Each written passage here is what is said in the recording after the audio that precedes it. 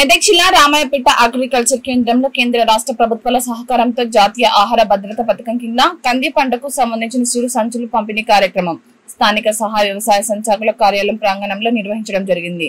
Incharge సహాయ వ్యవసాయ సంచాలకులు రాజనారాయణ తెలిపారు. ఈ సందర్భంగా వారు మాట్లాడారు.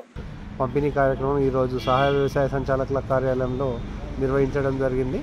ముఖ్యంగా వరికి ప్రత్యామ్నాయంగా పప్పు జాతి పంటలను వేసుకోవాల్సిందిగా వ్యవసాయ శాఖ ద్వారా రైతులకు అవగాహన కల్పించడం జరుగుతుంది.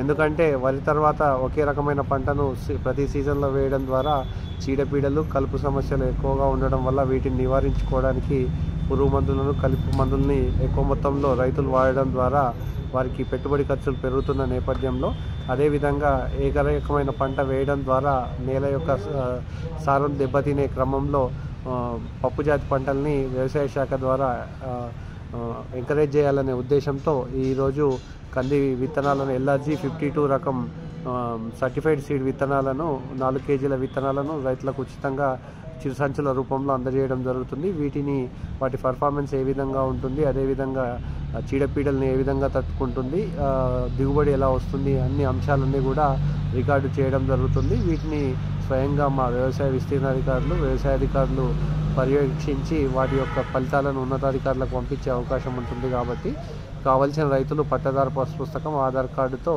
మా వ్యవసాయ కార్యాలయంలో సంప్రదించాల్సిందిగా కోరుతున్నాం.